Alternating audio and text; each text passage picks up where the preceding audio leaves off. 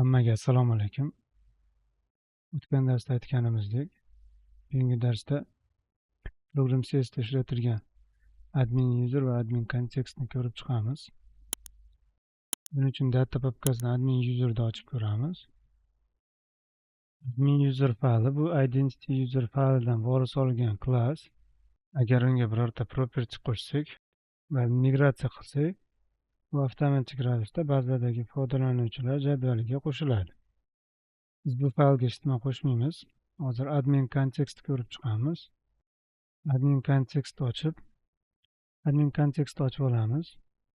Admin kontekst identity db kontekstdan meros olgan kontekst. U admin user uchun kerakli datasetlarni belgilaydi. Bunda hozir konstruktori bilan onModel creating metodi bor xolos. Ularga o'zgartirish kiritamiz hozir. Product kontekstdan ko'chirib olamiz. Product konteksti konstruktori va onConfigure metodlarni ko'chirib olamiz. Admin kontekstga tashlaymiz. onModel creating kerak emas, uni o'rniga tashlaymiz.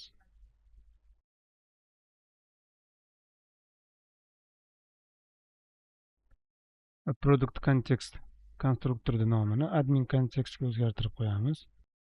Va tepadagi konstruktorni o'chirib olamiz. Undan keyin dbpassni o'zgartirib qo'yamiz.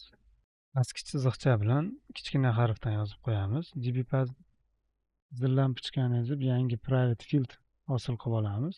dbpass degan o'zi hosil qilib beradi. Pastda ham to'g'rilab qo'yaman. Keyin appsettings.json faylini ochamiz. Unda ham ausdb filename'da fayl nomini o'zgartiramiz. Fayl nomini online shop chiziqcha ausdb deb berib qo'yamiz. Ya'ni bazamiz shu nomli faylga saqlanadi. Biz bazaga ulanishadi admin kontekstga kiritganimiz uchun program CS'dan olib tashlaveramiz. Connection string o'zgaruvchisini olib tashlaymiz. Pastki qatordan ham olib tashlaymiz. SQLite ham kerak emas. U ham admin kontekstda ko'rsatildi. Endi view shared papkasida yangi partial view bor. Login partial degan. Bu partial view foydalanuvchi tizimga kirganmi yo'qmi shunga qarab kerakli havolani ko'rsatadi. Account yoki logout yoki register degan havolalarni ko'rsatadi. Shu partial view faylini layout fayliga qo'shib qo'yamiz. Layout faylini navbar qismiga joylaymiz. Partial viewda oldingi darslarda gapirib o'tgandik. Bu bir xil kodni qayta yozmaslik uchun ishlatiladigan view. Viewni qo'shib oldik. Endi Razor Page ishlash uchun program CS'ga Razor Page'da mappingini qo'shib qo'yamiz. Uni qo'shish app map Razor Page orqali qo'shiladi. Endi product kontekstdagi admin kontekstdan dastur ishga tushganda migratsiyalar avtomatik bajarilishi uchun 27-28 qatordagi kodni ko'chirib turib pastga tashlaymiz. O'zgaruvchilarni o'zgartirib qo'yamiz. User stx deb yozib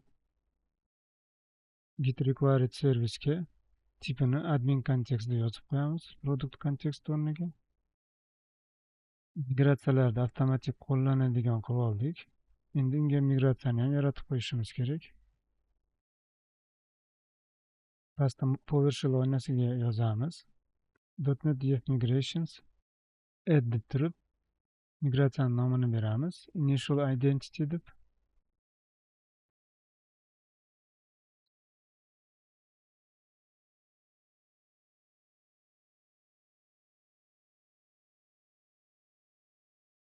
C bilan kontekst nomini beramiz. Kontekst nomini admin kontekstga kirib namespace ko'chirib olamiz. Va uni komandalar strokasiga tashlab turib admin kontekst qo'shib qo'yamiz.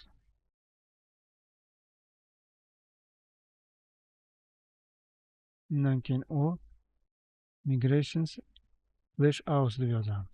Ya'ni u bitta output degani qaysi papkaga migratsiyani saqlashni ko'rsatyapmiz. Undan oldingi parametr C bilan ko'rsatgan. Bu kontekstimiz ko'pligi uchun qaysi kontekstda ishlatish kerakligini ko'rsatib qo'yapmiz. Komandani ishga tushiramiz. va mana migratsiyalarimiz hosil bo'ldi. Migratsiya faylini ochib ko'rsak, ASP.NET Roles va ASP.NET Users nomli jadvallar hosil bo'lgan. Ularning ichida foydalanuvchi nomi, parol, hash, ikki faktorial autentifikatsiya va boshqa ma'lumotlar saqlanadi. Endi ilovamizni ishga tushirib ko'ramiz. Ilovamiz ishga tushgandan keyin o'ng tarafda registr va login havolalari paydo bo'lgan. Biz ularni hali partial view qilib qo'shib qo'ygandik. Endi registratsiya qilib ko'raman. Registrda deb istalgan email bilan parol kiritaman. Oddiyroq parol kiritaman. 6 dan ko'p bo'lishi kerak deyapti. Uni qaytarib yozaman va register desam xato chiqaryapti. Kiritilgan parol talab qilingan shartlarga to'g'ri kelmagani uchun xato chiqdi. Bu shartlarda identity qo'shilgan joyda program CS'da o'zgartirish mumkin. Shu shartlarni inobatga olib parol kiritaman va registratsiya qilaman.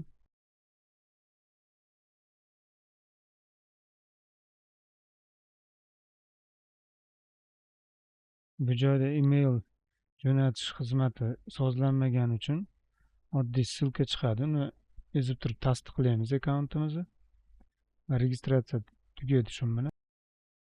Endi tizimga kirishimiz mumkin. Login havolasini ezib, hozir registratsiya qilgan ma'lumotlarimizni kiritib tizimga kirib olamiz. Va tizimga kirganimizdan keyin biz akkauntimizni har xil nastroykalarni ko'rsak bo'ladi. Biz ularni o'zgartirmaymiz.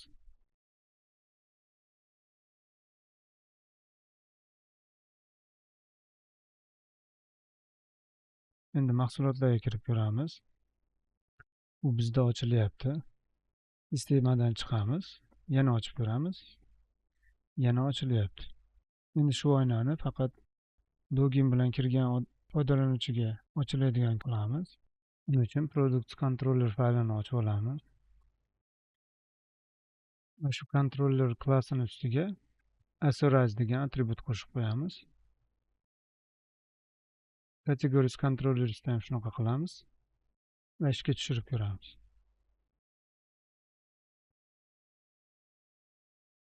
Ilova ishga tushdi. Mahsulotlarga kirmoqchi bo'lsak, login parol so'raydi.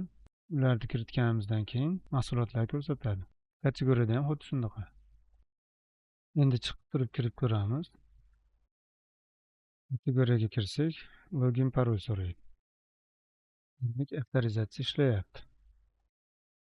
Mana shu bilan darsimiz ham tugadi va bu kursimizni ham oxirgi darsi edi. Shu bilan kursimiz tamom bo'ldi. Nasib qilsa keyingi kurslarda ko'rishguncha, xayr.